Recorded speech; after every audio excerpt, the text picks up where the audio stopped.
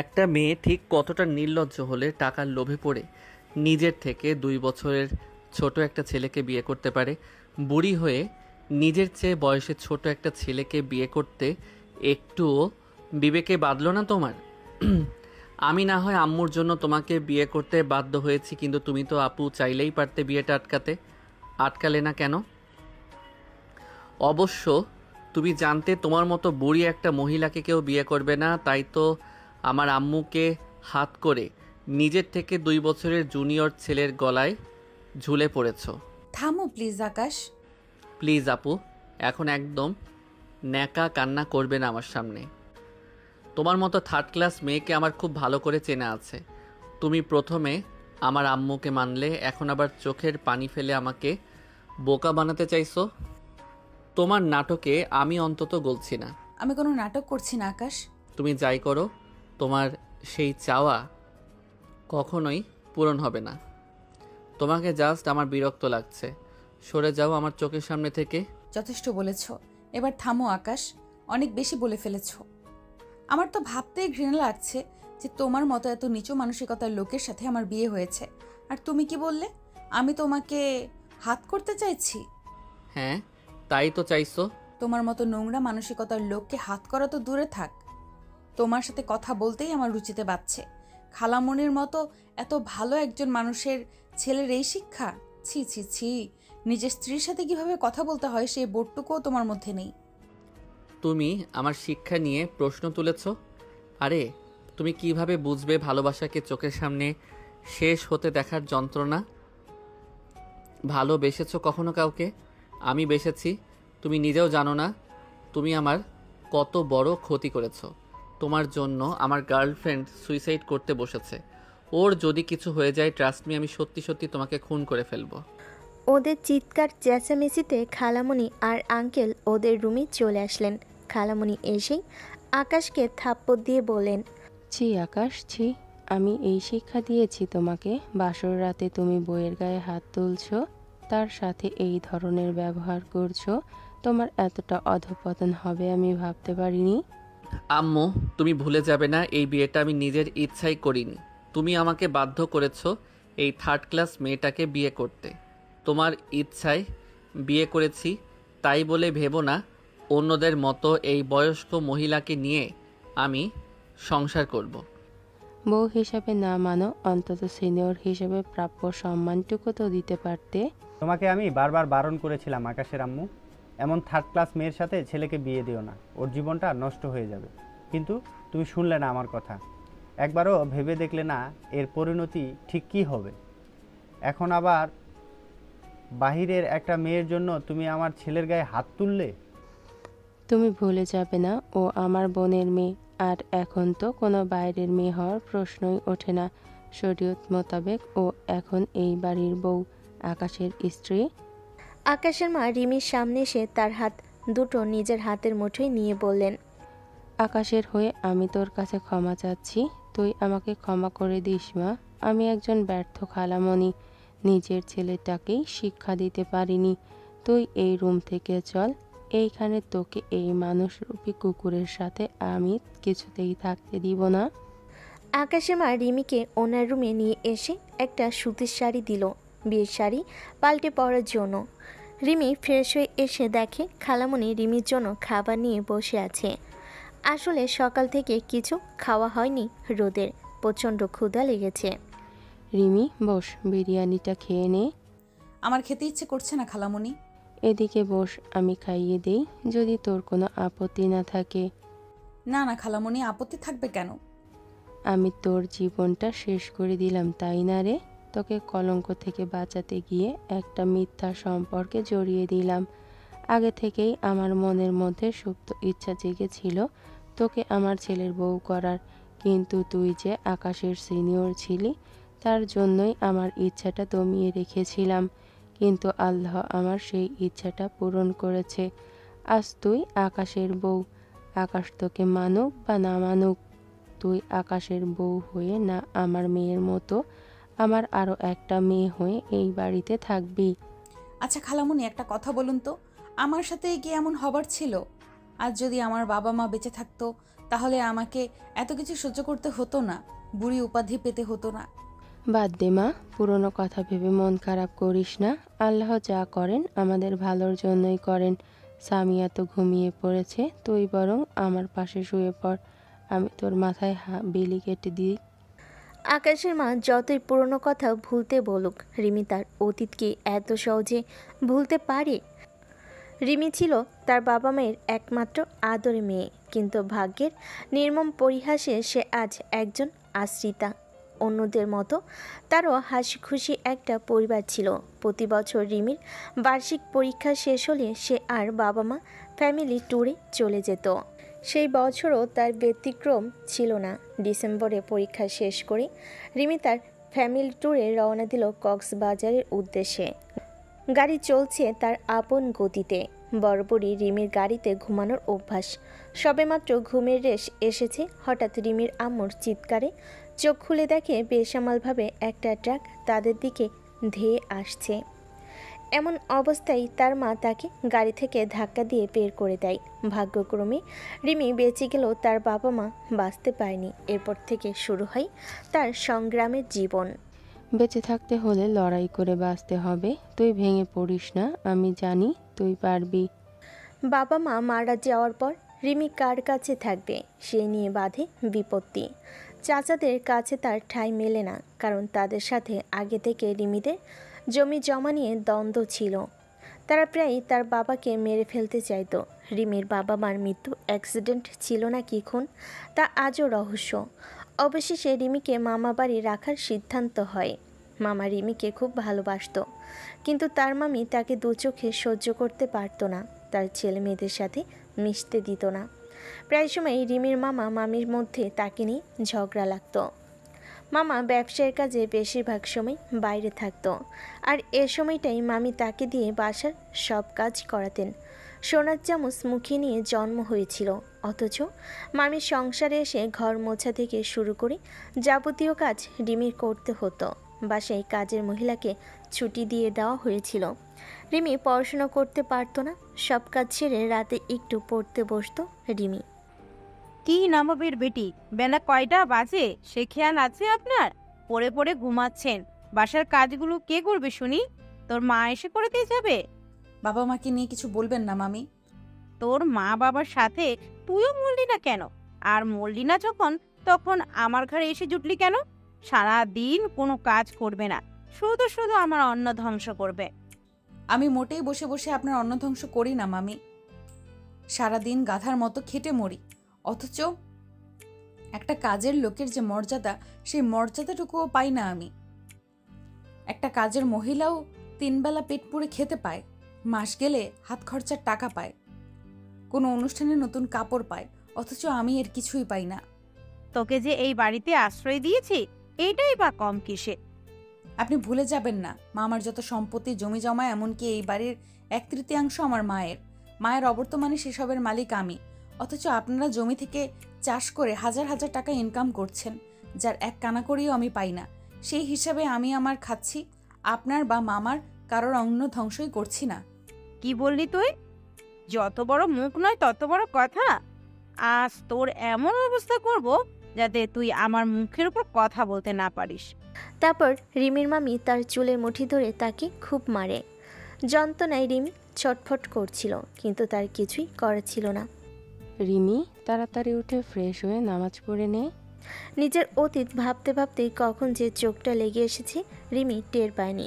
সকালে আকাশের মায়ের ডাকে ঘুম ভেঙে গেল রিমির। উঠে দেখে চারিদিকে আলো ফুটেছে, ফজরের আজান হচ্ছে। ঠিক আছে খালামণি। এখনো খালামণি বলবি?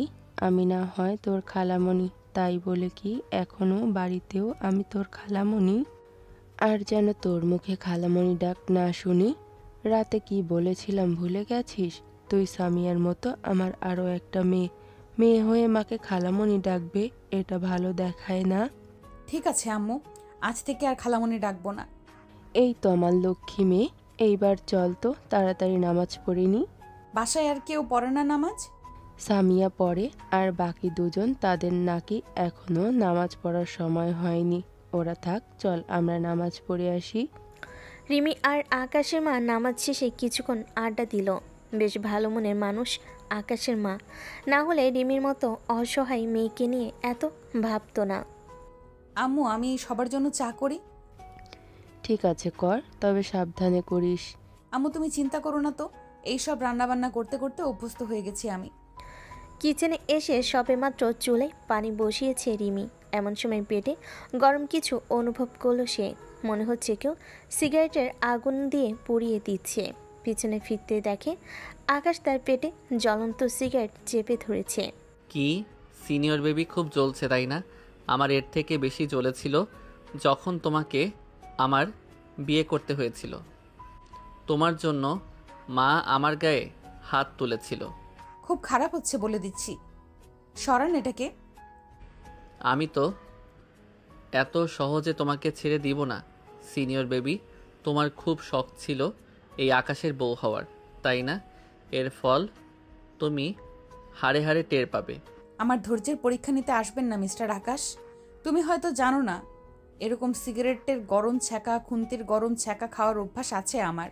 বাবা মা মরা মেয়ে কি না, সুযোগ পেলেই কেউ আঘাত করতে ছাড়ে না। তাই বলে আমাকে অবলা নারী ভাববে না আকাশ। অন্যায় যে করে আর অন্যায় যে সহে, দুজনেই সমান অপরাধী। আমি কখনোই আপনার অন্যায় মেনে নেব না। রিমি আকাশের বুকে গরম পানি ছুঁড়ে মারল। আকাশ আটকে ওঠে। ইউ ফুল, কি করলে এটা তুমি? ইট মারলে পাটকেল খেতে হয়, এটা নিশ্চয়ই জানো। তুমি আমাকে আঘাত করবে আর আমি সেই আঘাত মুখ বুজে সহ্য করে যাব? কখনোই না। তুমি একটা দিলে আমি 10টা দিব। তুমি আমাকে যতটুকু সম্মান দিবে, ঠিক আমার থেকে ততটুকুই সম্মান পাবে। সো নেক্সট টাইম আমার সাথে লাগতে আসবে না। রিমি আপন মনে চা বানাচ্ছে, কিন্তু আকাশ সেখানে ঠাই দাঁড়িয়ে রইল। হয়তো রিমির থেকে এমন পাল্টা জবাব আশা করেনি।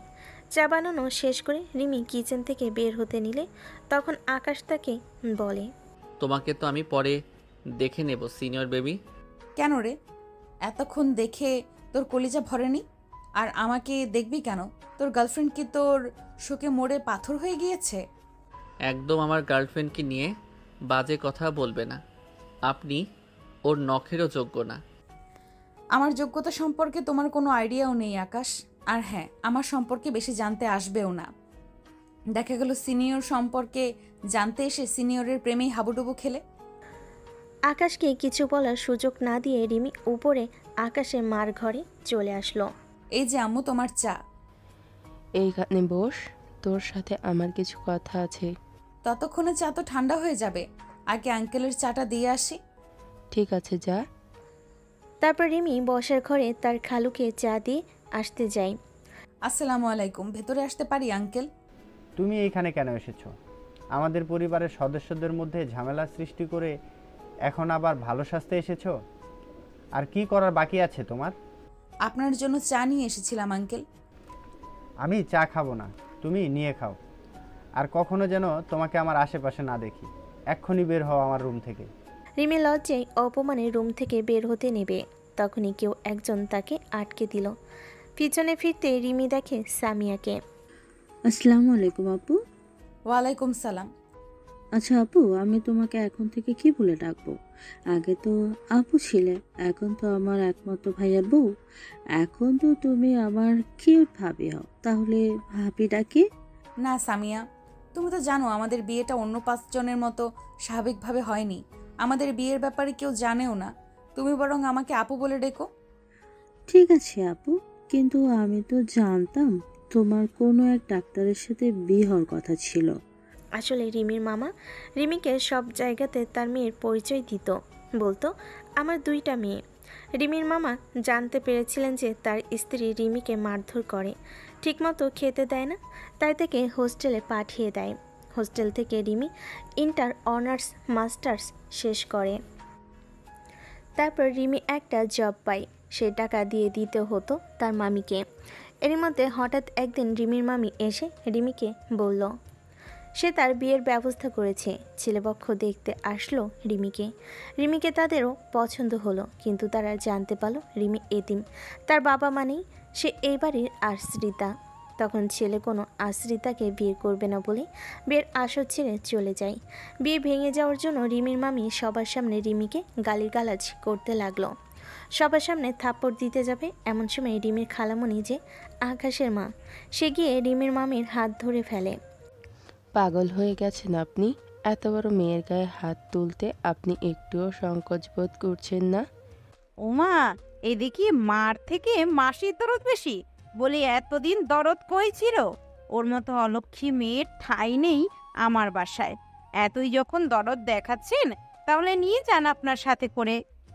হ্যাঁ, নিয়ে যাব আমার একমাত্র ছেলের বউ করে। আপনি আর ওকে অপমান অত্যাচার করতে পারবেন না। রিমির বিয়ে হবে এবং এক্ষুনি হবে। আম্মু, তোমার মাথা ঠিক আছে? তুমি আমাকে বারবার অনুরোধ করেছিলে এই বিয়েতে উপস্থিত থাকার জন্য, তাই আমি এসেছি। আমি বিয়ে করতে এখানে আসিনি। তাছাড়া তুমি তো জানো আমার গার্লফ্রেন্ড আছে, তবু তুমি কিভাবে এই মহিলাকে বিয়ে করতে বলছো, যে কিনা আমার 2 বছরের সিনিয়র? তুমি বিয়ে করবে কি না? আম্মু, একটু বোঝার চেষ্টা করো। করবে কি না, হ্যাঁ অথবা না? তুমি খুব ভালো করে জানো আমি তোমার কোনো কথা ফেলতে পারি না, তার জন্য এমনটা করলে। ঠিক আছে, আমি বিয়ে করব, তবে শুধু কাগজে কলমে। তাকে কখনো আমি স্ত্রীর মর্যাদা দিতে পারবো না। এরপর সবই তো আপনাদের জানা আছে, লিসেনাররা। আপু একটা কথা বলি। বলো। শুনেছি মেয়েদের নাকি একবারই বিয়ে হয়। ভাইয়া যতই তোমার জুনিয়র হোক, এখন সে তোমার স্বামী। শুধু কাগজ কলমেই এই সম্পর্ক। তুমি প্লিজ তোমাদের সম্পর্কটা নষ্ট করে দিও না। তোমরা চাইলেই তো অন্য 5 জন স্বামী স্ত্রীর মতো স্বাভাবিক জীবন যাপন করতে পারবে। বা সামিয়া, তুমি তো দেখছি জ্ঞান দেওয়াও শিখে গিয়েছো। মনে হচ্ছে তুমি আমার টিচার আর আমি তোমার ছাত্রী। তোমার তো কিছুদিন পরেই এসএসসি পরীক্ষা। সকাল সকাল না পড়তে বসে আঙ্কেলের রুমে আড়ি পাচ্ছিলে কেন? আমি তোমার কাছেই যাচ্ছিলাম আপু, হঠাৎ বাবার রুম থেকে চিল্লাচিল্লি শুনে দাঁড়িয়ে গেলাম। তুমি বাবার কথা কিছু মনে করো না। বাবা তোমাদের বিয়েটা মানতে পারেনি। বাবা চেয়েছিলেন তার বিজনেস পার্টনারের মেয়ে সানিয়া আপুকে ভাইয়ের বউ করতে। আমার জন্য তা সম্ভব না, তাই না? কিন্তু আম্মু সানিয়া আপুকে পছন্দ করে না। সানিয়া আপু অনেক বেশি আধুনিক, তার উচ্ছৃঙ্খলা, যার আম্মুর পছন্দ নয়। আম্মু সবসময় আফসোস করতো, বলতো, ইস, রিমির মতো এমন একটা মেয়েকে যদি আমার আকাশের বউ করতে পারতাম। হ্যাঁ, আম্মু সে কথা আমাকে বলেছে। আম্মু একবার চেয়েছিল তোমার মামার কাছে বিয়ের প্রস্তাব নিয়ে যাওয়ার জন্য, কিন্তু তোমার বয়সের কথা চিন্তা করে আবার পিছিয়ে গিয়েছিল। আমার কি মনে হয় জানো, সানিয়া আপু কখনো ভাইয়াকে ভালোবাসেনি। ভালোবাসে ভাইয়ার টাকাকে। ভাইয়াকে শুধুমাত্র তার স্বার্থে ব্যবহার করেছে। যখনই স্বার্থ হাসিল হয়ে যাবে ভাইয়াকে, তখন আর কোনো প্রয়োজন পড়বে না। সানিয়াই তোমার ভাইয়ার গার্লফ্রেন্ড, তাই না? হ্যাঁ, শুনেছি উনি মডেলিং করে। আমার তো মনে হয় না উনি কিছু অ্যাচিভ করতে পারবে বলে। ও মা, কি বলো? এত বড় একজন মডেলের ব্যাপারে এইরকম কি করে বলতে পারো? আবুর যে বাজে ব্যবহার, একটু কোমর দুলে হেঁটে, তার যে কি অহংকার। তোমার ভাই তো খুব এক্সাইটেড, তার গার্লফ্রেন্ড মিস ওয়ার্ল্ড হবে।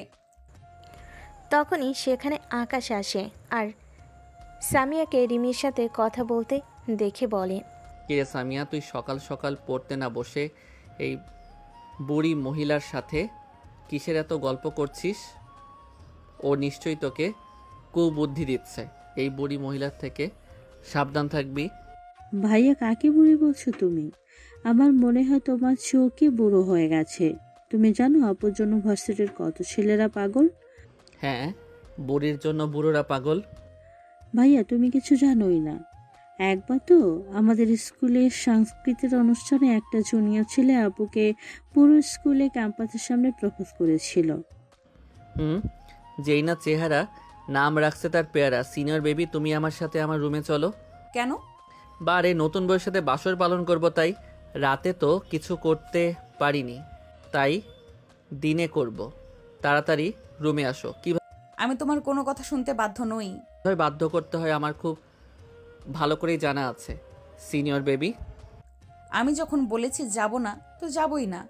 রিমির সম্পূর্ণ কথা শেষ হওয়ার আগেই আকাশ রিমির হাত ধরে টানতে টানতে ওর রুমে নিয়ে গিয়ে দরজা বন্ধ করে দেয়।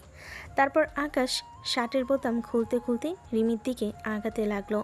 এ কি, কোন ধরনের অসভ্যতামি শুরু করেছেন? দরজা কেন লাগিয়েছ আর তুমি শার্টের বোতাম খুলছো কেন? তোমাকে দেখাতে। ছি ছি, আমি কি তোমার বডি দেখতে চেয়েছি? ডার্টি মাইন্ডেড লোক একটা। I hate your dirty mind. তোমাকে এটাই দেখাতে চাচ্ছি যে তুমি গরম পানি ছুঁড়ে আমার বুকের কি অবস্থা করেছো। দেখো কি রকম লাল বর্ণ ধারণ করেছে। তুমি কিভাবে পারলে ওই রকমভাবে গরম পানি ছুঁড়তে? বাপরে, নিজের বেলায় 4 আনা আর পরের বেলায় 16 আনা, তাই না? কি? তুমি যে অমানুষের মতো আমাকে সিগারেটের আগুন দিয়ে পুড়িয়ে দিলে, সেই বেলায় কিছুই না। তোমাকে গরম পানি ছুঁড়েছি, বেশ করেছি। নেক্সট টাইম এই আঘাতই তোমাকে মনে করিয়ে দিবে আমার সাথে লাগতে আসার পরিণতি। আচ্ছা, নিজেকে খুব বাহাদুর মনে করছো? এখন দরজা খুলো, আমি বের হব। কি হলো, কথা কানে যায় না? আকাশ দরজা খুলো না এমন একটা ভান ধরল যে রিমির কথা তার কানেই যায়নি। ঠিক আছে, আমি নিজেই খুলে নিচ্ছি।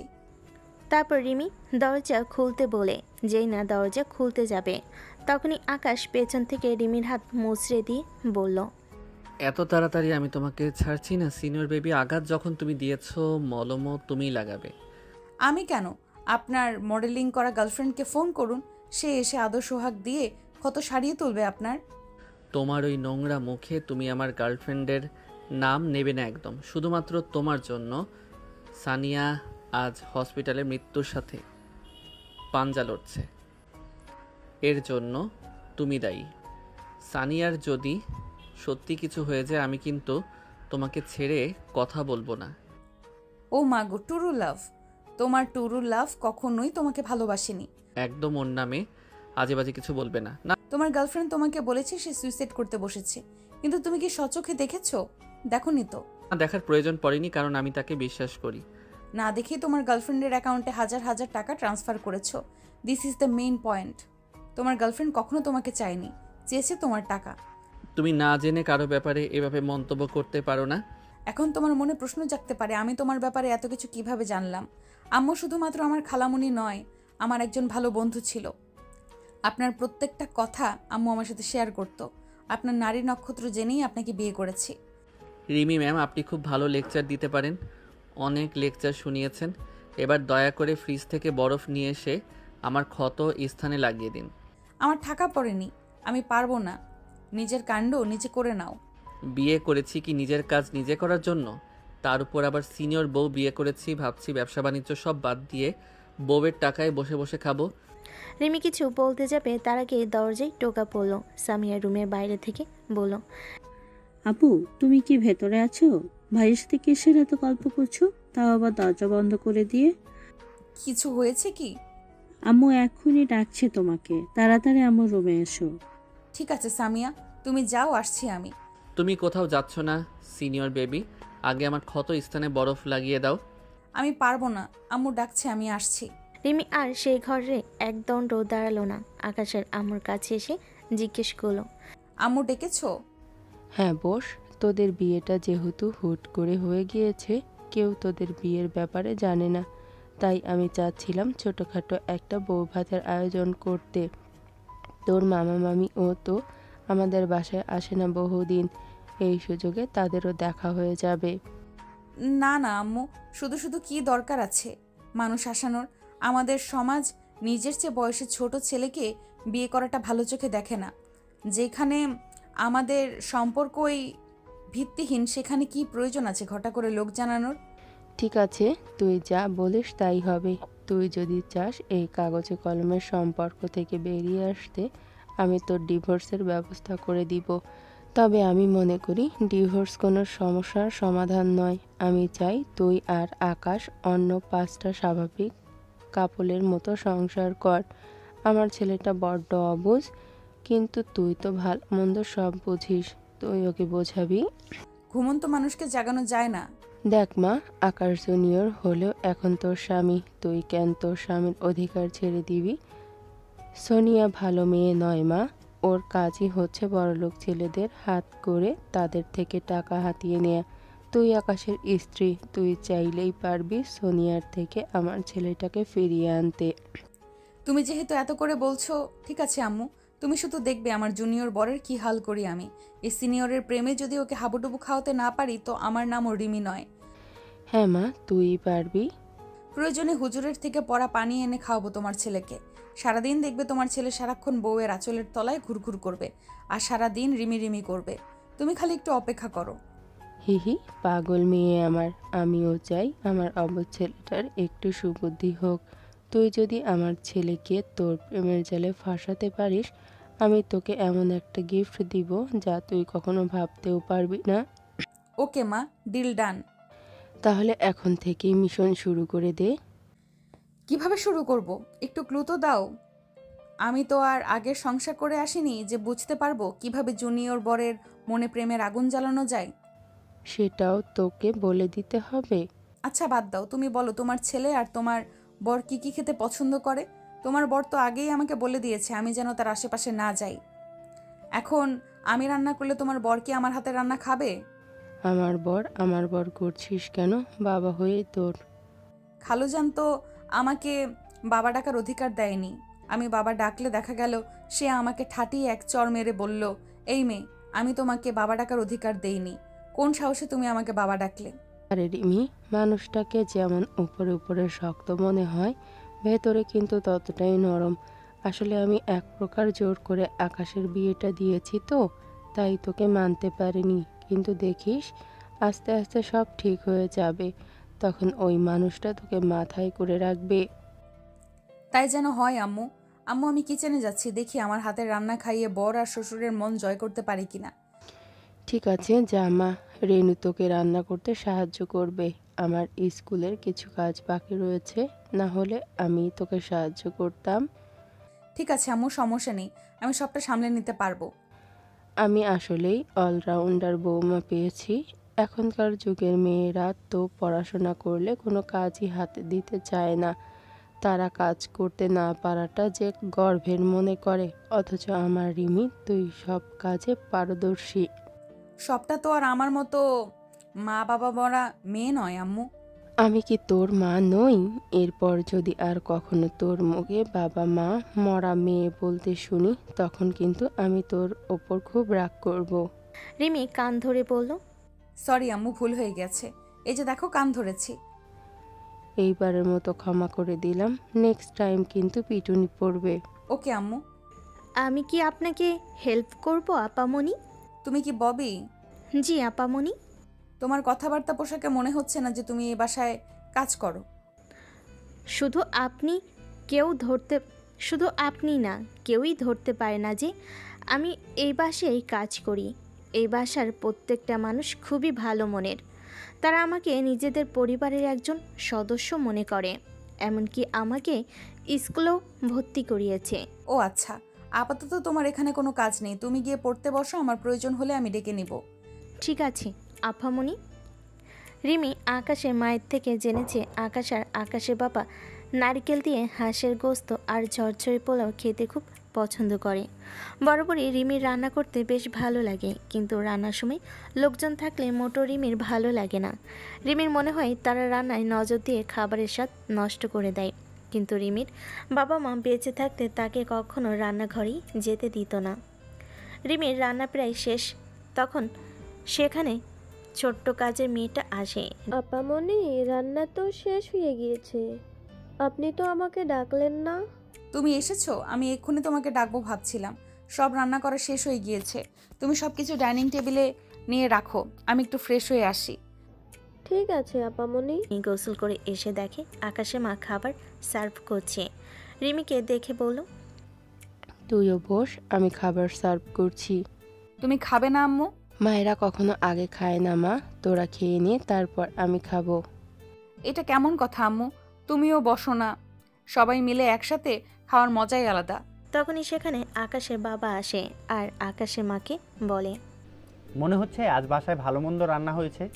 ভেবেছিলাম তোমার উপর অভিমান করে আজ বাহির থেকেই খাবার খাবো, কিন্তু খাবারের গানে রুমে থাকা দুষ্কর হয়ে পড়েছিল আমার জন্য। অভিমান ভুলে চলে এলাম খেতে। এখন তাড়াতাড়ি খেতে দাও। হ্যাঁ দিচ্ছি। আকাশের মা আকাশের বাবাকে খেতে দিলে আকাশের বাবা কিছুটা খাবার মুখে তুলে আকাশের মাকে বলে, তোমার হাতটা দাও দেখি। কেন, কি করবে? তোমার রান্নার হাত দেখব। আজ হঠাৎ করেই ভালো রান্না কিভাবে করলে? মনে হচ্ছে নতুন হাতের রান্নার স্বাদ পেলাম। টেবিলে রাখা প্রত্যেকটি রেসিপি আমার পছন্দের। আমি তো হাজারবার বলার পরেও কচুরলতি রান্না করাতে পারিনি।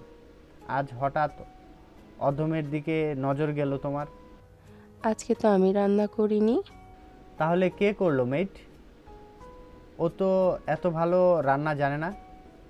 আর সামিয়া তো কখনোই কিচেনে যায়নি। ওরা তো এত ভালো রান্না জানার প্রশ্নই আসে না। আমরা কেউই রান্না করিনি। ইনফ্যাক্ট আমরা কেউই আজ কিচেনে যাইনি। রিমি একা হাতে সব কিছু রান্না করেছে। প্লিজ আঙ্কেল, খাবার ছেড়ে যাবেন না। অপরাধ আমি করেছি, খাবার তো কোনো অপরাধ করেনি। আপনি প্লিজ যাবেন না।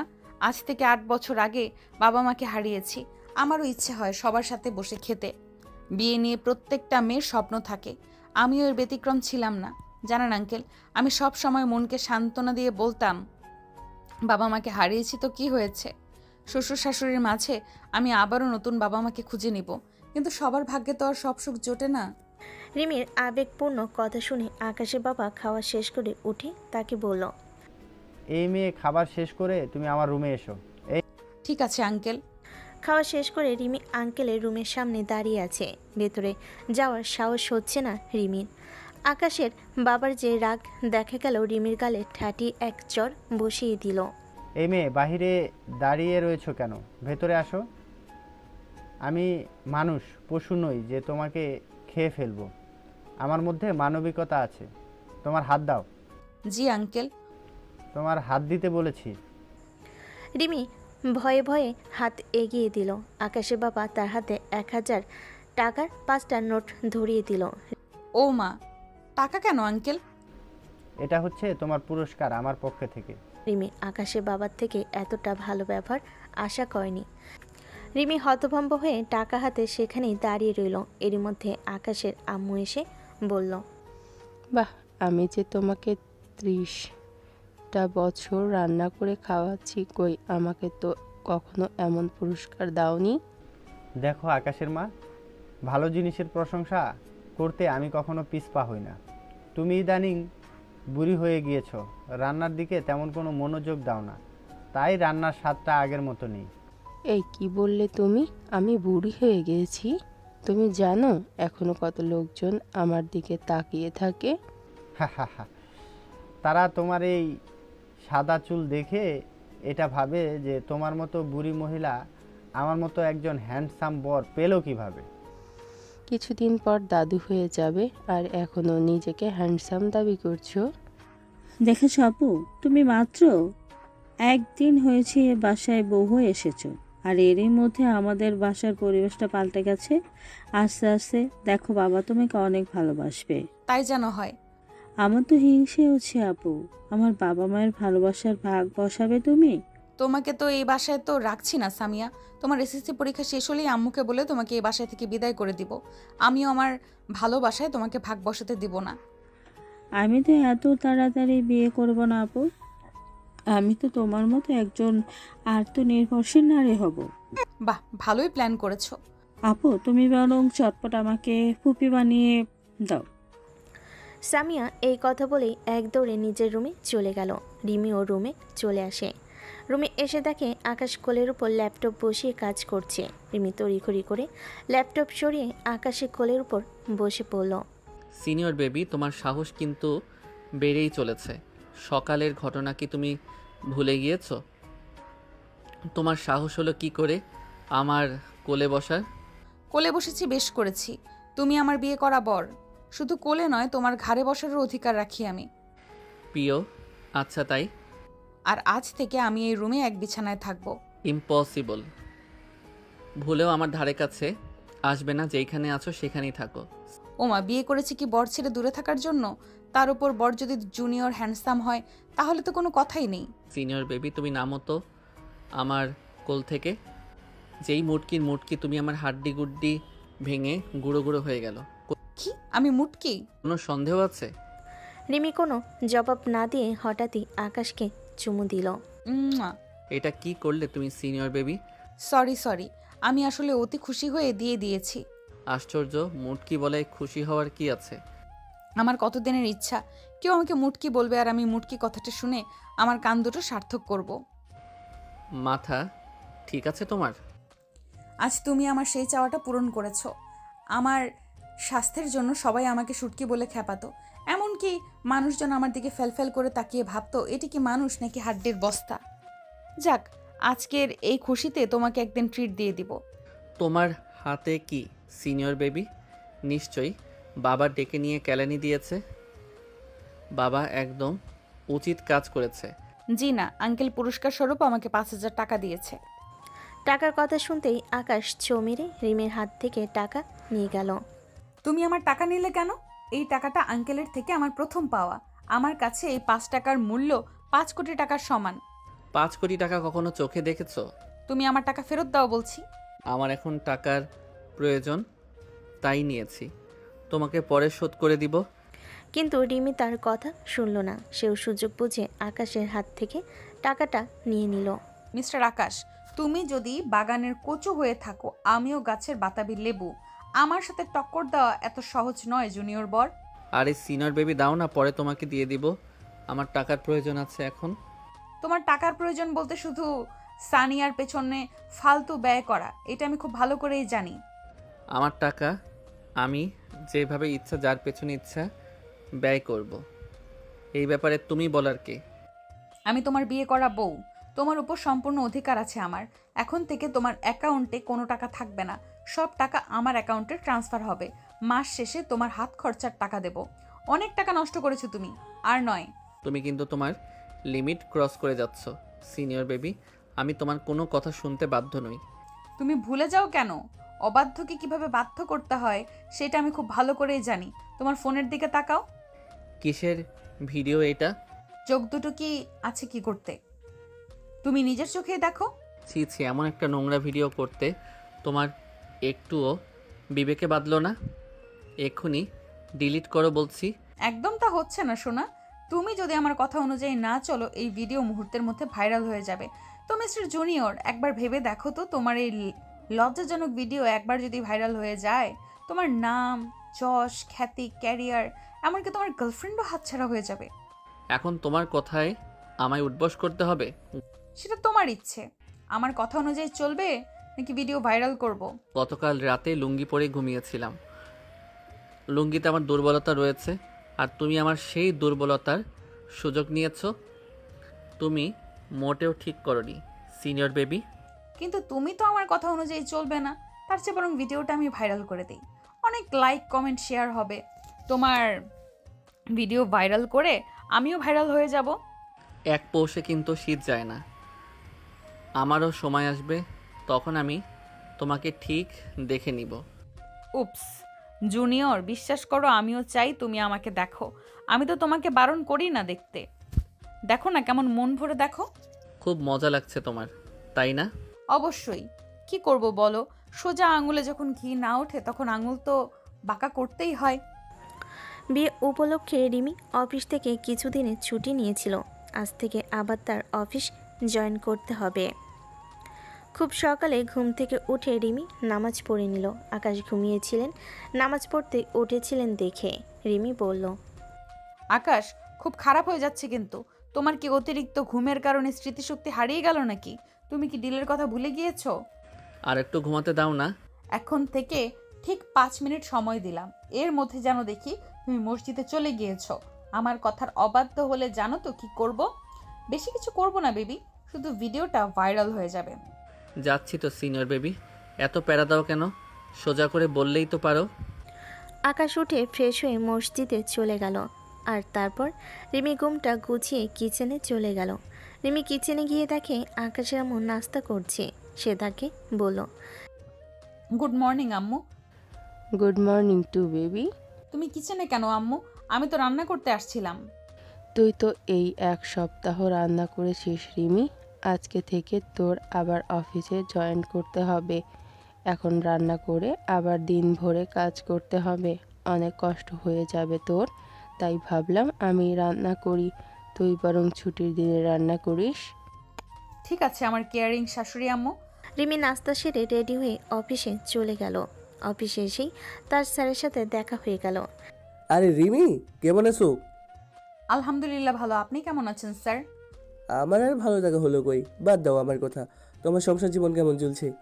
আপনাকে তো বলা হয়েছিল, আসলেন না কেন বিয়েতে?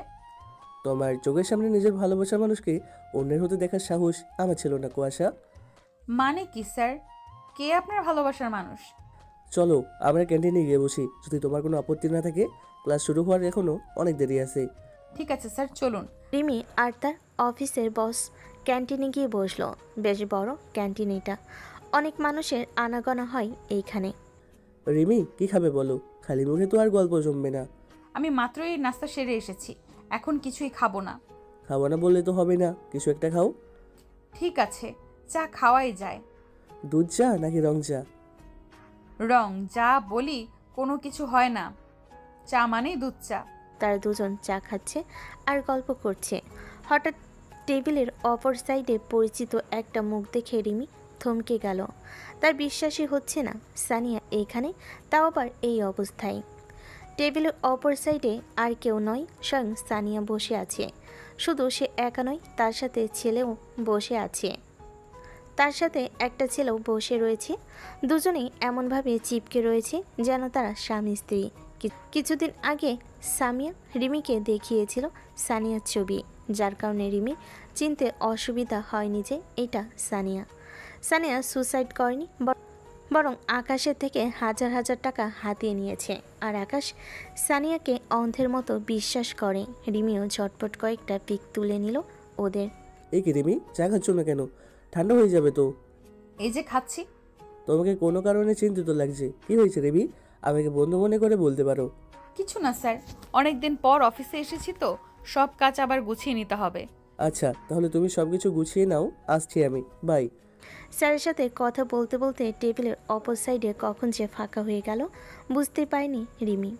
সাপুরে বিন বাজানোর আগেই সাপ হাতছাড়া হয়ে গেল, কোনো ব্যাপার না। গর্ত খুঁড়ে কিভাবে সাপ বের করতে হয় এই রিমির খুব ভালো করে জানা আছে।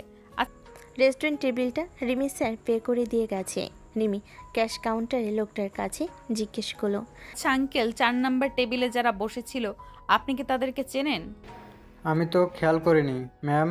আচ্ছা, তুমি 2 মিনিট অপেক্ষা করো, আমি সিসি ক্যামেরা চেক করে বলছি। ঠিক আছে আঙ্কেল। এই মেয়েটার নাম সানিয়া, আর সাথে ওর হাজব্যান্ড রায়হান। কিছুদিন আগেই এদের বিয়ে হয়েছে। সানিয়ার বাবা আমার পরিচিত, আমিও উপস্থিত ছিলাম ওদের বিয়েতে। ঠিক আছে আঙ্কেল, ধন্যবাদ। রিমি অফিসে মন বসাতে পারলো না, সে ভেবেই পাচ্ছে না সানিয়ার হাজব্যান্ড থাকতো সে কেন আকাশের থেকে এত টাকা নিচ্ছে। তার জন্য মোট সানিয়ার বাবা তো যথেষ্ট বড়লোক। রিমি অফিস থেকে রুমে এসে দেখে আকাশ ল্যাপটপ নিয়ে কাজ করছে। আকাশ, আমার জন্য এক গ্লাস ঠান্ডা শরবত নিয়ে আসো তো, খুবই ক্লান্ত লাগছে, একটু তাড়াতাড়ি যাও, আমি ততক্ষণে ফ্রেশ হয়ে আসি। আমাকে বলছো? আমার কি দ্বিতীয় বর আছে যে তাকে বলবো? আমি নিজে কখনো জগ থেকে গ্লাসে পানি ঢেলে খাই না, আর তোমাকে আমি শরবত করে এনে খাওয়াবো, এটা খুব দারুণ একটা জোকস ছিল। জুনিয়র বর, তোমাকে কিছু দেখানোর আছে আমার। আমার কিছু দেখা লাগবে না সিনিয়র বেবি, তোমার কিছু দেখানো মানেই আমার মান সম্মান নিয়ে টানাটানি করা। তার থেকে বরং আমি তোমার জন্য শরবত করে নিয়ে আসছি। রিমি আকাশের একটা গাল টেনে দিয়ে বলল, এই তো বউয়ের বাধ্য গুলুমুলু বর। এই একদম আমার গাল টানবে না, বিরক্ত লাগে এটা আমার। আমার সেই ছোটবেলার অভ্যাস, বাচ্চাদের দেখলে গাল টানতে না পারলে ভালো লাগে না, এটাকে আদর করা বলে, বুঝলে? লাগবে না আমার এমন আদরের। তাহলে কিরকম আদর চাই তোমার? কোনো আদর চাই না। ঠিক আছে, তুমি তাড়াতাড়ি শরবত নিয়ে আসো। এরপর রিমি যায় ফ্রেশ হতে আর আকাশ যায় শরবত বানাতে। রিমি ফ্রেশ হয়ে এসে দেখে আকাশ সত্যি সত্যি শরবত নিয়ে এসেছে। এই নাও তোমার শরবত, এখন আবার মুখে তুলে খাইয়ে দিতে বলো না যেন। অবশ্য তুমি চাইলে দিতে পারো, আমি কিছু মনে করব না। তুমি ভেবো না সিনিয়র বেবি, আমি তোমাকে ভালোবেসে শরবত করে নিয়ে আসছি। শুধুমাত্র ভিডিওটার জন্য ব্ল্যাকমেইলের শিকার হয়ে আমাকে এত কিছু করতে হচ্ছে। তোমার মতো কত ঘাটতারা পোলা পায়েন এক চুটকিতে সোজা করে দিয়েছি, আর তুমি কিনা বাসর রাতে আমার গলায় ছুরি চালিয়ে দিয়েছিলে। তাহলে আমার সাহসের প্রশংসা করছো তো? সত্যি আকাশ, তোমার সাহসের প্রশংসা করতে হয়। তুমি যার কারণে আমার গলায় ছুরি ধরেছিলে, তোমার সেই মডেল গার্লফ্রেন্ডকে বিবাহিত তুমি কি জানো? তোমার থেকে এসব আমি শুনতে চাই না। আমি তো ভেবেছিলাম হয়তো গার্লফ্রেন্ডের বিয়ের সংবাদে তুমি বেচারা কান্নাকাটি করে রুমের মধ্যে হাঁটু পানি বানিয়ে দিবে, বাট সেরকম তো কিছুই করছো না। তুমি কিভাবে জানলে? আর তুমি যে সত্য কথা বলছো তারও তো কোনো প্রুফ নেই। প্রুফ আছে আকাশ, এতটা কাঁচা খেলোয়াড় আমি নই। আমি জানতাম মুখের কথায় তুমি বিশ্বাস করবে না, তাই প্রমাণ সঙ্গে করে নিয়ে আসছি। তারপর রিমি ফোন থেকে রেস্টুরেন্টে বসে তোলা ছবি বের করে আকাশকে দেখিয়ে বলল, প্রথমত, স্বামী স্ত্রী না হলে কখনো কেউ এইভাবে ছিটকে থাকবে না। আর দ্বিতীয়ত, এই রেকর্ডটা যা আমি ক্যাশ কাউন্টারের আঙ্কেলের মুখে শুনেছি। দেখো আকাশ, অনেক হয়েছে, আর নয়। এগুলো কি সত্যি? তোমাকে আমি বারবার বলেছি সানিয়া ভালো মেয়ে নয়, ওর থেকে ফিরে এসো প্লিজ। আমি বলছি না আমাকে ভালোবাসার জন্য, স্ত্রীর মর্যাদা দেওয়ার জন্য। তুমি সানিয়ার থেকে ফিরে এসো, এসবের কোনো প্রয়োজন নেই আমার। তবুও তুমি ওই সানিয়ার দিকে ফিরে এসো। এইটা শুধু আমার একার নয়, আম্মুরও অনুরোধ। সরি, আমি তোমাদের অনুরোধ রাখতে পারবো না। আমি চাইলেও সানিয়া আমাকে মুক্তি দেবে না। আমার যে সানিয়ার কাছে হাত পা বাঁধা রয়েছে। কেন আকাশ? চুপ করে থাকো না আকাশ, আমি কিছু জিজ্ঞেস করছি। আমি বলতে পারবো না সিনিয়র বেবি। চুপ করে থাকা কোনো সমস্যার সমাধান নয়। তোমার জন্য প্রতিনিয়ত আব্বু কষ্ট পাচ্ছে, আমি চোখের সামনে আম্মুর কষ্ট সহ্য করতে পারবো না। তুমি প্লিজ বলো আকাশ। এরপর আকাশ যা বলল তা শোনার জন্য রিমি মোটেও প্রস্তুত ছিল না। আকাশের সত্য উদ্ঘাটন করতে এসে যে এত বড় একটা সত্যের মুখোমুখি হতে হবে তা রিমি কখনো ভাবেনি। কয়েক বছর আগে আকাশ তখন নতুন নতুন ড্রাইভিং শিখেছে। পরীক্ষা শেষ করে আকাশা ফ্রেন্ড সার্কেলে সবাই মিলে গ্রামে ঘুরতে যায়। তাদের ফ্রেন্ড সার্কেলে সানিয়া সহ আরও 2টা মেয়ে ছিল। গ্রাম থেকে ফেরার পথে সবাই মজা ছলে ঘোল খায়, যা আকাশের জীবনের সবচেয়ে বড় ভুল ছিল। সেই ভুল প্রতিনিয়ত করে করে খাচ্ছে আকাশকে। তারপর কি হলো? তুমি কি এমন করলে তার জন্য নিজের কাছে নিজেই অপরাধী হয়ে আছো? খুন? মানে কি? মানে আমি খুন করেছি। হ্যাঁ, আমি একটা খুনি। আমার জন্য 2টা প্রাণ শেষ হয়ে গেছে। আর সেই খুনের ঘটনা ধামাচাপা দিতেই সানিয়া আমাকে ব্ল্যাকমেল করে আমার থেকে টাকা নেয়। প্লিজ আকাশ, হিয়ালি না করে বলো তারপর কি হয়েছিল। ঘোল খাওয়ার কারণে আমার মধ্যে অনেকটা নেশা প্রভাবিত হয়। শহরের মধ্যে প্রবেশ করতে ফ্রেন্ড সার্কেলের সবাই যার যার গন্তব্যস্থলে নেমে যায়। আর সানিয়ার বাসা আমার বাসার কাছাকাছি হওয়ায় তাকিয়া থেকে যায়। গাড়ি চলছিল ঠিকঠাক, হঠাৎ আমার মাথা ঘোরাতে শুরু করে, চোখ মুখ ঝাপসা হয়ে আসে। অতিরিক্ত ঘোল খাওয়ার জন্য একসময় জ্ঞান হারিয়ে ফেলি। কিন্তু আমার এইটুকু মনে আছে, জ্ঞান হারানোর আগে আমি বেসামালভাবে গাড়ি ড্রাইভ করছিলাম। আর হুট করে কালো রঙের একটা গাড়ি আমার গাড়ির সামনে চলে আসে। এরপর কি হয়েছিল আমি জানি না। কি হয়েছিল আকাশ? জ্ঞান ফেরার পর সানিয়া বলেছিল আমার জন্য নাকি ওই গাড়িতে থাকা 2টো প্রাণ শেষ হয়ে গেছিল। এটা শোনার পর আমি অনেকটা ঘাবড়ে যাই। সানিয়া বারবার পুলিশকে সবটা বলে দেওয়ার হুমকি দিচ্ছিল। আমি সানিয়াকে হাত জোর করে বলি ও যেন বিষয়টা ধামাচাপা দিয়ে রাখে, না হলে আমার ক্যারিয়ার শেষ হয়ে যেত। আম্মু বাবা মানসিকভাবে খুবই আঘাত পেত। এতদিন ধরে সানিয়া এই জন্যই। কিন্তু সানিয়া শর্ত দেয় ওকে ওর চাওয়া অনুযায়ী টাকা দিতে হবে। আমিও নিজেকে বাঁচাতে সানিয়ার শর্তে রাজি হয়ে যাই। তাই সানিয়া বলা মাত্র ওর অ্যাকাউন্টে আমার টাকা ট্রান্সফার করতে হয়। আকাশের কথা শুনে রিমি যেন পাথর হয়ে গিয়েছে। তার পুরনো অতীত আবার রিমির সামনে এসে দাঁড়িয়েছে। তার মানে আকাশের কথা অনুযায়ী সেদিন ট্রাকে রিমিদের গাড়ি অ্যাক্সিডেন্ট হয়নি। আকাশের কারণে রিমির আব্বু আম্মুর মৃত্যু হয়েছে। রিমি বিড়বিড় করে বলল, আকাশই কি তাহলে আমার বাবা মার খুনি? তারপরে রিমি মাথা ঘুরে পড়ে যাচ্ছিল। আকাশ ওকে ধরে বলল, সিনিয়র বেবি, কি হলো তোমার? কি তুই স্পর্শ করবি না আমাকে, তুই একটা খুনি। বলছো কি তুমি? সেদিন তোর ফুর্তি করার জন্য অ্যাক্সিডেন্ট আর কারণ নয়, বরং আমাদের গাড়িতে হয়েছিল। ভাগ্যক্রমে আমি বেঁচে গেলেও আমার বাবা মা বেঁচে ফেরেনি। আমায় ক্ষমা করে দাও, আমি কিছুই জেনে বুঝে করিনি। সরি বললেই সবকিছু সমাধান হয়ে যায় না। আমি তোকে ক্ষমা করে দিলেই কি তুই পারবি আমার বাবা মাকে ফিরিয়ে দিতে? পারবি বাবা মায়ের থেকে হারিয়ে যাওয়া ভালোবাসা ফিরিয়ে দিতে? বাবা মা মারা যাওয়ায় মামির কাছে দিন রাত অত্যাচারের শিকার হয়েছি। এমনকি আশ্রিতা ছিলাম বলে বিয়ের আসর থেকে বর চলে গিয়েছিল। পারবি সেই অপমান ফিরিয়ে নিতে? হঠাৎই আকাশ রিমির পা জড়িয়ে ধরে ক্ষমা চাইতে লাগলো। এ কি, তুই আমার পায়ে হাত দিয়েছিস কেন? পা ছাড় বলছি। আমি তোকে না মানলেও তুই আমার স্বামী। স্বামী হয়ে স্ত্রীর পায়ে হাত দেওয়াটা বেমানান দেখায়। তুমি আমাকে ক্ষমা না করা পর্যন্ত আমি তোমার পা ছাড়ি না সিনিয়র বেবি।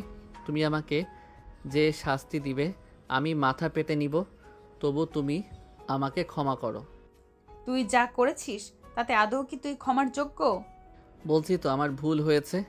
এই ভুলে প্রতিনিয়ত আমি নিজেও শেষ হয়ে যাচ্ছি। কিন্তু তুমি কিভাবে শিওর হলে ওইটা তোমাদেরই গাড়ি ছিল? কারণ কালো গাড়িতে আমরা ছিলাম, আর দুজন লোক আমার বাবা মা ছিল। তুই যা তো এখান থেকে, ভালো লাগছে না আমার। আমাকে একটু একা থাকতে দে। রিমির মন ভালো করার জন্য আকাশ ভাবলো রিমির পছন্দের বিরিয়ানি রান্না করবে, কিন্তু আকাশ তো কোনোদিনও রান্নাঘরে যায়নি। তারপর ভাবলো ইউটিউব থেকে সাহায্য নিয়ে, কিন্তু তারপর শেষ রান্না করতে পারছিল না। শেষমেশ সে তার মায়ের কাছে গিয়ে জিজ্ঞেস করলো, আম্মু বিরিয়ানি কিভাবে রান্না করতে হয়? কেন, তুই জেনে কি করবি? রান্না করব। কি? এটা আমি কি শুনছি? এটা কি সত্যি? এত প্রশ্ন কেন করছো? বললে বলো, না বললে নাই। আরে এত রেগে যাচ্ছিস কেন? তোর যে বিরিয়ানি খেতে মন চাইছে আমাকে বলতে পারতি, আমি রান্না করে দিতাম। আমি খাওয়ার জন্য রান্না করছি না। তাহলে কার জন্য রান্না করতে চাচ্ছিস? সানিয়ার জন্য? তোমার একমাত্র সিনিয়র বৌমার জন্য। মানে কি, আমি ঠিক শুনছি তো?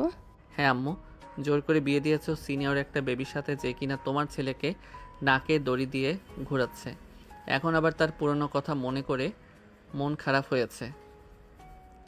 তাই তার মন ভালো করার জন্য আমার এই সূক্ষ্ম প্রচেষ্টা। আচ্ছা ঠিক আছে, আমি বলছি তুই নোট করে নে। ঠিক আছে আম্মু। অনেক কষ্টে আকাশ রিমির জন্য বিরিয়ানি রান্না করে রুমে নিয়ে আসলো। এসে দেখে রিমি খাটে শুয়ে আছে। সিনিয়র বেবি, আবার কেন এসেছিস? খুব তো কান্নাকাটি করলে, এবার ওঠো তো। তুই আমার সামনে আসবি না আকাশ। যতবার তুই আমার সামনে আসবি ততবার আমার মায়ের চেহারা আমার চোখের সামনে ভেসে উঠবে, আর আমার ততবার মনে হবে আমি একটা খুনির বউ। তুমি আমাকে যা মন চাই বলো, তবুও উঠে দেখো তোমার জন্য কি নিয়ে আসছি। রিমি রেগে গিয়ে আকাশের গালে জোরে থাপ্পড় মেরে দিল। মারলে কেন সিনিয়র বেবি? হঠাৎ রিমি আকাশকে জড়িয়ে ধরে কেঁদে ফেলল। তারপর আকাশের হাত ধরে বলল, আমি কি তোকে বলেছি আমার জন্য হাত পুড়িয়ে বিরিয়ানি রান্না করতে? হাতের কি অবস্থা করেছিস? ফুসকা পড়ে যাবে তো। তুই একটু দাঁড়া, আমি মলম নিয়ে আসছি। মলমের কোনো প্রয়োজন নেই। তোমার জন্য হাত পুড়িয়ে রান্না করলাম, কই একটু মিষ্টি মিষ্টি কথা বলবে? তা নয়তো দিলে ঠাস ঠাস করে চর বসিয়ে। এই জন্যেই কথাই বলে, যার জন্য করলাম চুরি সেই বলে চোর। আমি তো তোকে চুরি করতে বলিনি। তুই একবারই চুরি করতে গিয়েছিস কেন? তোমার মুখে তুই তোকারি শুনতে বেমানান লাগে। প্লিজ তুই করে বলো না। ও মা, এ দেখি ভূতের মুখে রাম রাম। তুই তুকারি বলা কে শুরু করেছিল শুনি? ভুলে গেছিস বাসরাতের কথা? চেনা না জানা না অপরিচিত একটা মেয়ের সাথে অভদ্রের মতো তুই তুকারি করেছিলি। বারবার বাসর রাতের কথা তোলো কেন?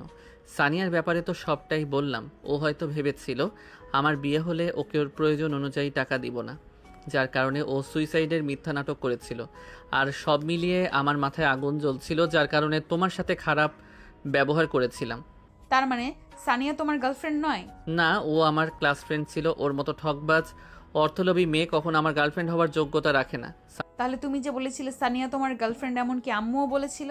সানিয়া সব জায়গাতেই ওকে আমার গার্লফ্রেন্ড বলে পরিচয় দিত, এমনকি আমাকেও বাধ্য করেছিলে ওকে আমার গার্লফ্রেন্ডের পরিচয় দিতে। আমিও নিজেকে বাঁচাতে সানিয়ার কথা অনুযায়ী চলতে বাধ্য হয়েছি। সামিয়ার সাথে তোমার কবে লাস্ট কথা হয়েছে? গত 2 দিন ধরে সানিয়ার সাথে কোনো প্রকার যোগাযোগ করতে পারছি না। ওর ফোন বন্ধ। হঠাৎ ফোন কেন বন্ধ করলো? এখন এত কথা না বলে ঝটপট বিরিয়ানি খেয়ে নাও দেখি। ঠান্ডা হয়ে গেলে বিরিয়ানির স্বাদ পাবে না। তুমি খেয়েছো? খাওয়ার সময় পেলাম কই? তাছাড়া তুমি যে কথা সাথে থাপ্পড় খাইয়েছো, এমনিতেই পেট ভরে গেছে। আপাতত 1 সপ্তাহ না খেলেও চলবে। আমি তো তোমার বাবা মাকে ইচ্ছা করে মারিনি। তুমি কি শিওর এগুলো সব সানিয়ার সাজানো নাটক? নয়তো আমি জানিও না আসলে কি কোনো অ্যাক্সিডেন্ট হয়েছিল নাকি সবটাই সাজানো নাটক, কারণ আমি নেশার ঘরে ডুবেছিলাম। সানিয়া আমাকে যেভাবে বলেছিল আমি সেইভাবেই বিশ্বাস করে নিয়েছিলাম। সরি, আসলে আমি সত্যটা না জেনে বুঝে তোমাকে অনেক কথা শুনিয়েছি। আমার প্রথম থেকেই সন্দেহ ছিল আমার বাবা মায়ের মৃত্যু অ্যাক্সিডেন্ট হয়নি, তাদেরকে পরিকল্পিতভাবে খুন করা হয়েছে। আর আমার ধারণাটাই সত্যি হয়েছে। সেদিন তোমার গাড়িতে আমার বাবা মায়ের অ্যাক্সিডেন্ট হয়নি। হয়তো। আমার মনে হয় সানিয়া তোমাকে ঘোলের সাথে নেশা জাতীয় দ্রব্য মিশিয়ে খাইয়েছিল, কারণ ঘোল খেলে এতটাও নেশা হয় না। এর পেছনে নিশ্চিত সানিয়ার কোনো হাত রয়েছে, আর যেখানে তুমি শুধুমাত্র দাবার গুটি হিসেবে ব্যবহৃত হয়েছ। কিছুক্ষণ আগেই তো বললে আমি তোমার বাবা মায়ের খুনি, আর এখনই বলছো আমি কিছু করিনি। কিন্তু তুমি এত কিছু জানলে কিভাবে? আর বিয়ের একদিন আগে আমার ফোন পানিতে পড়ে নষ্ট হয়ে যায়। এতদিন ফোন সার্ভিং ছিল। আজ যখন ফোন পুনরায় চালু করলাম তখন এই মেসেজগুলো দেখে বুঝতে পেরেছি আমার বাবা মায়ের খুন মেসেজের অপর পাশের ব্যক্তি করেছে, যার সাথে সানিয়াও জড়িত রয়েছে। তারপর সেই ফোন বের করে আকাশকে সেদিনের মেসেজগুলো দেখায়। কেউ একজন মেসেজে লিখেছে, তোমাকে আমি কিছুতেই অন্যের হতে দিব না টিয়া পাখি। তোমাকে পাওয়ার জন্য এত পরিশ্রম করেছি, সেই পরিশ্রমে কিছুতেই ব্যর্থ হতে পারে না।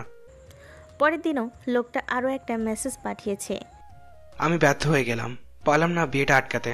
আমি চেয়েছিলাম তোমার বিয়ে ভেঙে দেওয়ার পর সবাই যখন তোমাকে আঙুল তুলবে তোমার দিকে, ঠিক তখনই আমি ভালো মানুষ সেজে তোমার সামনে যাব, তোমাকে বিয়ে করে আমার করে নিব।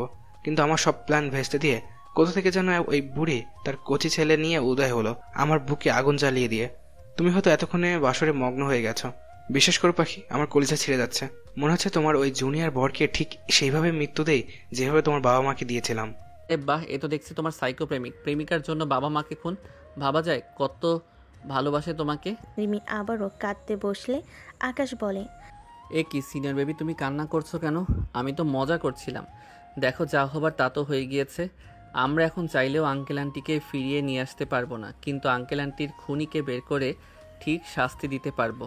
তুমি চিন্তা করো না সিনিয়র বেবি, আমি আছি তোমার সাথে। আর সানিয়ার সাথে আমারও অনেক বোঝাপড়া বাকি আছে। এখন ঝটপট চোখের পানি মুছে তাড়াতাড়ি খেয়ে নাও তো। তুমিও তো খাওনি, আর হাতের যা অবস্থা মনে হয় না হাত দিয়ে খেতে পারবে। হা করো, আমি খাইয়ে দেই। তাদের খাওয়া দাওয়া শেষ হলে আকাশের জরুরি একটা কল আসে, এসে বাইরে কথা বলতে চলে গেল। আর রিমি আকাশের আম্মুর রুমে গিয়ে অফিসের বিষয়ে আলোচনা করতে লাগলো। রাতে ঘুমাতে এসে রিমি দেখলো আকাশ সোফায় ঘুমানোর জন্য গোছাচ্ছে।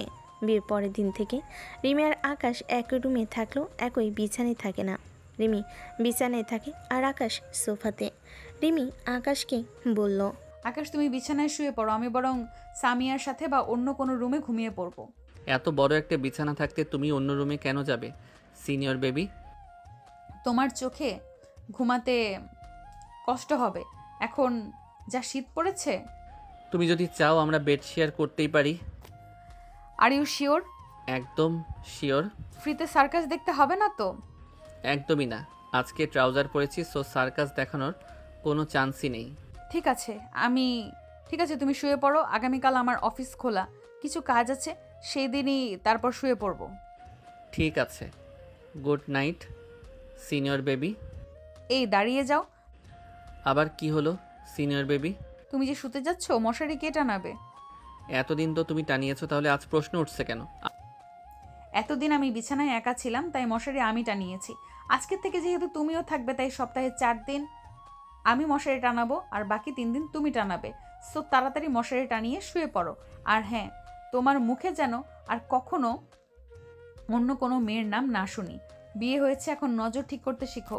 আমি নজর ঠিক করবো আর তুমি ওই সাইকোর সাথে ইটিস পিটিস করবে, তাই তো? ইটিস পিটিস আবার কি? এটা বলে কি বোঝাতে চাইছো?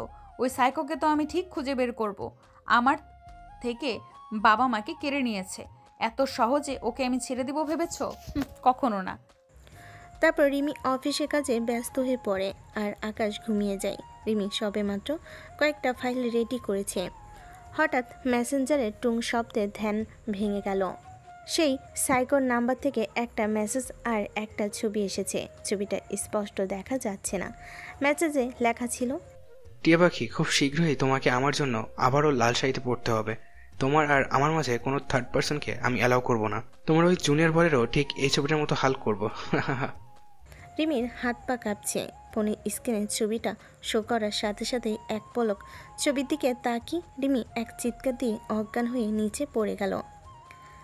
আকাশের সবেমাত্র চোখ লেগে এসেছিল। হঠাৎ রিমির চিৎকারে তড়িঘড়ি করে উঠে দেখে রিমি মেঝেতে অজ্ঞান হয়ে পড়ে আছে। আকাশ কি করবে বুঝে উঠতে পারছে না। এত রাতে তার মাকে ডাকা ঠিক হবে না ভেবে নিজেই রিমির কাছে গেল। সিনিয়র বেবি, কি হলো তোমার? কিছুক্ষণ আগেও তো ভালো ছিলে, হঠাৎ কি হয়ে গেল? আকাশ পানি নিয়ে এসে রিমির মুখে ছিটিয়ে দিতে রিমির জ্ঞান ফিরল। সিনিয়র বেবি, ঠিক আছো তুমি? কি হয়েছিল তোমার? হঠাৎ করে জ্ঞান হারালে কেন? কাটা হাত সায়ান। কিসের কাটা হাত আর কোথায়? ওই সাইকো একটা কাটা হাতের ছবি পাঠিয়েছে। কার হাতের? ওই কাটা হাত আর কারণ নয়, বরং আমার আম্মুর অনামিকা আঙুলে যে আংটিটা দেখছো, এটাই আমার জমানো টাকা দিয়ে আম্মু আব্বুর বিবাহবার্ষিকীতে আম্মুকে গিফট করেছিলাম। আমার স্পষ্ট মনে আছে, আমরা যেদিন ট্যুরে যাওয়ার জন্য বের হয়েছিলাম তখন আম্মু এই আংটিটা পরেছিল। এরপর রিমি আর কিছু বলতে পারল না। বলার আগেই ওই সাইকোর নাম্বার থেকে কল আসলো। রিমি কলটা রিসিভ করতেই ফোনে অপর প্রান্ত থেকে চাপা একটা কণ্ঠস্বর ভেসে আসলো। হয়তো লোকটা ভয়েস চেঞ্জ করে কথা বলছে যাতে রিমি চিনতে না পারে। টিয়া পাখি, এতক্ষণ নিশ্চয়ই বুঝতে পারছো কাঁধা হাতটা তোমার শাশুড়ির, মানে তোমার আম্মুর। বিশ্বাস করো পাখি, আমি তোমার আব্বু আম্মুকে মারতে চাইনি, কিন্তু কি করতাম বলো? তাদেরকে বারবার বোঝানোর পরেও তারা বুঝতে চায়নি। তারা তো তোমাকে আমার হাতে তুলে দিতে চায়নি, তাই তো তাদের এই করুণ পরিস্থিতির শিকার হতে হলো। খুব শীঘ্রই তোমার ওই জুনিয়র বরেরও এমন অবস্থা হবে। তোমার আর আমার মাঝে যে আসবে তার ঠিক এই অবস্থা হবে। কে আপনি? কাপুরুষের মতো লুকিয়ে রয়েছেন কেন? সাহস থাকলে সামনে এসে চোখে চোখ রেখে কথা বলুন, আমিও আপনার সাহস দেখতে চাই। উপস পাখি, তোমার সেই রাগ যে ঠিক আগের মতো রয়ে গেছে। আসবো তো পাখি, খুব শীঘ্রই তোমার সামনে আসবো, তবে বিয়ের শেরওয়ানি মাথায় পাগড়ি পরে। কিন্তু তার আগে তোমার জুনিয়র বরকে তার নির্দিষ্ট জায়গায় পৌঁছে দিতে হবে তো। তোমার সেই চাওয়া কখনোই পূরণ হবে না। আকাশের গায়ে হাত তোলা তো দূরের কথা, ওর দিকে তাকিয়ে দেখো। ট্রাস্ট মি, আমি তোর চোখ তুলে নিয়ে লুডো খেলবো। আমি তো ভয় পেয়েছি পাখি, জুনিয়র বরের প্রতি এত ভালোবাসা। Oh my God, true love. Senior baby, কি ব্যাপার বলো তো? আমাকে ভালো টালো বেসে ফেললে নাকি? আমাকে মারার কথা বলতেই এত হাইপার হয়ে গেলে যে। একটু শুতে দাও। সিনিয়র বেবি, কথা বলছো না কেন? শরীর খারাপ লাগছে? মমকে ডেকে দিব? আকাশ যেন মুহূর্তের মধ্যেই বুঝদার হয়ে গেল। রিমিকে নিজের বুকে টেনে নিয়ে মাথায় বিলি কেটে দিতে লাগলো। রিমিও বাচ্চাদের মতো আকাশের বুকে গুটিসুটি মেরে পড়ে রইল। নিজের থেকে 2 বছরের জুনিয়র ছেলের বুকেই তার পরম শান্তির জায়গা, একমাত্র আশ্রয়স্থল মনে হচ্ছে। অনেক দিন কেটে গেছে, কিন্তু যতবারই রিমি আকাশের সাথে স্বাভাবিক হতে যায় ততবারই আকাশকে হারানোর ভয় জেঁকে বসে। ওই সাইকোটাকে রিমি এই কয়দিন 1000 বার চেষ্টা করেছে খোঁজার, কিন্তু ফলাফল শূন্য। খুবই চতুর একটা লোক ওই সাইকোটা, যে নাম্বার দিয়ে রিমিকে ফোন করে মেসেজ করে সেই সিম কার্ডটা রেজিস্ট্রেশন করা না, যার কারণে লোকেশনও ট্রেস করা যাচ্ছে না। তবুও রিমি আর আকাশ চেষ্টা করছে খুব শীঘ্রই সাইকোটার পর্ব শেষ করে তাদের অপূর্ণ ভালোবাসার পূর্ণতা দেওয়ার। রিমি অফিসে যাবে, যাওয়ার আগে রান্না বান্না করে সবার সাথে খেতে বসে। সবাই খাবার টেবিলে চুপচাপ বসে খাচ্ছিল। নীরবতা ভেঙে সামিয়া বলল, আপু একটা কথা বলবো? হ্যাঁ বল। আমি একজনকে ভালোবাসি আপু। হোয়াট? এইটুকু বয়সে লাভ? তো কে সেই ভাগ্যবান পুরুষ যে কিনা এতটুকু বয়সেই আমার ননদের মন কেড়ে নিল? তোমার অফিসের বস। পাগল হয়ে গেছো তুমি? স্যার আর তোমার বয়সের পার্থক্য জানো? ভালোবাসা কখনো বয়স থেকে হয় না আপু। ভাইয়া তো তোমার 2 বছরের জুনিয়র, কিন্তু আমি তোমার চোখে ভাইয়ের জন্য অনেক ভালোবাসা দেখেছি। আমার সাথে তোমার তুলনা করছো কেন সামিয়া? তাছাড়া আম্মু কখনো এই সম্পর্ক মেনে নেবে না। আমি তো তোমার কাছে এতদিন কিছু চাইনি। প্লিজ আপু, আমার এই চাওয়াটুকু তুমি পূরণ করো। ঠিক আছে, দেখছি আমি কি করা যায়। সামিয়া খুশিতে রিমিকে চুমু খেয়ে বলল, আই লাভ ইউ আপু। Love you two. রিমি রান্নার পর্ব শেষ করে সকাল সকাল নাস্তা সেরে স্কুলে যাওয়ার জন্য রেডি হচ্ছে। এমন সময় আকাশ এসে রিমিকে পিছন থেকে জড়িয়ে ধরে। ব্যাপারটা রিমি এনজয় করলেও আকাশকে বুঝতে না দিয়ে গরম চোখে তাকালো। আকাশ, কি শুরু করেছো? দেখেছো তো রেডি হচ্ছি। ইদানিং তোমার খুব সাহস বেড়েছে, তাই না? আমি যে তোমার সিনিয়র, এটা কি ভুলে গিয়েছো? সিনিয়র হও বা জুনিয়র হও, তুমি আমার বিয়ে করা বউ। আমার অধিকার আছে তোমাকে জড়িয়ে ধরার। আমি আমার বউকে জড়িয়ে ধরেছি, অন্য কাউকে তো জড়িয়ে ধরিনি। ও আচ্ছা। কি আর করবো বলো, ঘরে এত সুন্দরী বউ দেখলে শুধু আদর করতে মন চায়। অবশ্য তুমি যদি চাও অন্য মেয়েকে পটিয়ে তার সাথে। আকাশ আর বাকি কথাটুকু সম্পূর্ণ করতে পারল না। তার আগেই রিমি আকাশের গাল চেপে পড়ল। আর একবার যদি তোমার মুখে অন্য মেয়ের নাম শুনেছি, তোমার ঠ্যাং ভেঙে রুমে বসিয়ে রাখবো বলে দিলাম। তাহলে ভালোবাসি কথাটা বলে দাও। সব কথা বলে না হৃদয়, কিছু কথা বুঝে নিতে হয়। তাহলে কি ধরে নিব তুমি আমাকে ভালোবাসো সিনিয়র বেবি? রিমি আকাশকে আর কোনো উত্তর না দিয়ে রুমে চলে গেল। রেডি হয়ে অফিসের উদ্দেশ্যে বেরিয়ে গেল। আজকে অফিসে দুটো গুরুত্বপূর্ণ মিটিং ছিল। ডিউটি শেষ করে অনেক ক্লান্ত থাকায় ক্যান্টিনে চলে গেল। কিন্তু রিমি ক্যান্টিনে গিয়ে এতদিন পরে আবার সানিয়া দেখা পাবে ভাবিনি। আর আশ্চর্য করার বিষয় হলো সানিয়ার সাথে একটা হুডি পরা লোক রয়েছে। এখন তো খুব একটা শীত নেই, সারাক্ষণ হুডি পরে চোখ মুখ ঢেকে রাখার মতো শীত এখনো আসেনি। তাহলে কি এই হুডি পরা লোকটা কোনোভাবে নিজেকে আড়াল করতে চাইছে? এই লোকটাই সেই সাইকো নয় তো, যাকে আমি দীর্ঘ 2 মাস ধরে খুঁজে চলেছি? কে হতে পারে এই সাইকো লোকটা? ক্যান্টিনে সানিয়ার সাথে ওই হুডি পরা লোকটাই সেই সাইকো লোকটা। পরে রিমি দুজনের মধ্যে কথা কাটাকাটি দেখে রিমি সন্দেহ কারো হয়। রিমি আরেকটু এগিয়ে গিয়ে শুনতে পেল সানিয়া ওই হুডি পরা লোকটাকে বলছে, আসলে তুমি কখনোই আমাকে ভালোবাসোনি। দিনের পর দিন আমাকে ব্যবহার করে এসেছো। শুধুমাত্র তোমার কথায় আমি সেদিন আকাশের ঘোলের মধ্যে নেশা জাতীয় দ্রব্য মিশিয়ে ওকে জোর করে খাইয়েছিলাম। ওর গাড়িতে অ্যাক্সিডেন্ট না হওয়ার পরেও দিনের পর দিন ওকে ব্ল্যাকমেল করে ওর থেকে হাজার হাজার টাকা নিয়ে তোমাকে দিয়েছি। তো দেখো, আমার বিয়ে হয়েছে তো কি হয়েছে? তুমি বললে আমি এখনই রিয়ানকে ডিভোর্স দিয়ে দেবো, তারপর আমরা দুইজন নতুন করে সংসার শুরু করব। পাগল হয়ে গেছো তুমি? তুমি ভেবেছো আমি এত কিছু করেছি তোমাকে বিয়ে করার জন্য? নো ডিয়ার, আমার কাছে তুমি শুধুমাত্র একটা দাবার গুটি ছিলে আমার ভালোবাসার কাছে পৌঁছানোর জন্য। এখন শুধু ওই জুনিয়রকে শেষ করতে পারলেই আমার রাস্তা ক্লিয়ার। আমি থাকতে কখনই তোমার চাওয়া পূরণ হবে না। তুমি কি ভেবেছো এই সানিয়ার সাথে ছলনা করে পার হয়ে যাবে? তুমি আমার না মানে আর কারোরই না। কি করবে তুমি? তুমি এতদিন যে অপকর্ম করেছো, রিমির বাবা মাকে মেরেছো, এর সব প্রমাণ আমার কাছে আছে। আমি এখনই সেসব প্রমাণ পুলিশের হাতে তুলে দিব। আপনাদের আর কষ্ট করে পুলিশের কাছে যেতে হবে না ম্যাডাম, আমরা নিজেই আপনাদেরকে নিতে চলে এসেছি। পুলিশ দেখে সানিয়া আর ওই হুডি পরা লোকটা চমকে উঠে বলল, আপনারা এখানে? জি, আমরা এতক্ষণ আপনাদের সমস্ত কথা আমরা শুনেছি, তাই আলাদা করে কোনো প্রমাণের প্রয়োজন নেই। এবার চলুন আপনাদের শ্বশুর বাড়ি। পুলিশ সানিয়া আর ওই সাইকোকে ধরে নিয়ে যাবে সেই মুহূর্তে রিমি বলে উঠল, দাঁড়ান অফিসার, আমিও দেখতে চাই কে আমার সাইকো প্রেমিক, যে কিনা আমার জন্য আমার বাবা মাকে খুন পর্যন্ত করতে দ্বিধাবোধ করেনি। আপনি কে? আমি রিমি, আমি আপনাদের ইনফর্ম করেছিলাম এখানে আসার জন্য। ঠিক আছে ম্যাডাম, আপনাকে অনেক ধন্যবাদ, বিশেষ করে ভিডিও ক্লিপটা আমাদের দেওয়ার জন্য। ইটস ওকে, আপনারা বরং আমার একতরফা সাইকো প্রেমিকের হুডিটা একটু তুলে দিন, আমার অনেক দিনের ইচ্ছা তাকে দেখার। তারপর একজন পুলিশ অফিসার ওই সাইকোটার হুডি সরাতেই পরিচিত একটা মুখ দেখে থমকে গেল রিমি। লোকটা আর কেউ নয় বরং তার অফিসের স্যার। স্যার আপনি? হ্যাঁ রিমি, আমি। বিশেষ করে রিমি, আমি যা করেছি তোমাকে পাওয়ার জন্য করেছি, অন্য কোনো স্বার্থ ছিল না আমার। এখন আমি বুঝতে পারছি আপনি কেন আমার বিয়েতে উপস্থিত ছিলেন না, কেন সেদিন বলেছিলেন চোখের সামনে নিজের ভালোবাসার মানুষকে অন্যের হতে দেওয়ার সাহস আমার ছিল না। ছি, আমার তো ভাবতেই ঘৃণা লাগছে একটা মানুষ কিভাবে এতটা নিচে নামতে পারে। আপনাকে আমি বিশ্বাস করেছিলাম আর আপনি এইভাবে আমার বিশ্বাসের প্রতিদান দিলেন। আমাকে মাফ করে দাও রিমি। অফিসার, এক্ষুনি আমার সামনে থেকে এই দুইজনকে নিয়ে যান, না হলে আমি এদেরকে খুন করে বসবো। সানিয়া এসে রিমির পা জড়িয়ে ধরল। সানিয়া, কি করছো? পা ছাড়ো বলছি, না হলে কিন্তু আমি তোমাকে লাথি দিয়ে ফেলে দিব। তোমার যা ইচ্ছে করো, তবু আমাকে পুলিশে দিও না প্লিজ।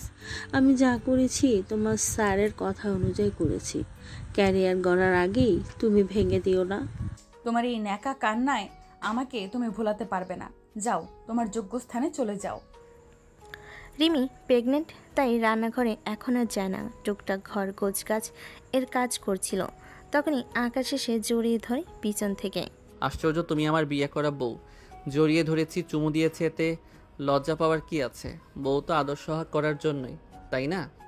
তাই বলে যেখানে সেখানে তোমার আদর সোহাগের ডালা খুলে বসবে? আর এখন থেকে তুমি অফিসেও যেতে পারবে না। আই মিন চাকরিটা করছো না তুমি। বাসা থেকে স্কুলে জার্নি করে যাওয়া, তুমি অসুস্থ হয়ে পড়বে। কষ্টের ফল হিসেবে বেতন তো পাই। তোমার জুনিয়র বর যথেষ্ট টাকা ইনকাম করে, তার ইনকামের টাকা দিয়ে তোমার মতো 4টা বউয়ের ভরণ পোষণ চালাতে পারবে। তাই তোমার চাকরির কোনো প্রয়োজন নেই। কাল থেকে তুমি অফিস যাচ্ছ না, এটাই ফাইনাল। তুমি বাচ্চাদের মতো করছো কেন? সবে মাত্র কনসিভ হয়েছে, এখনই আমি বাবু সেজে রুমে বসে থাকবো? মনে হচ্ছে পৃথিবীতে এই প্রথম আমি মা হতে চলেছি।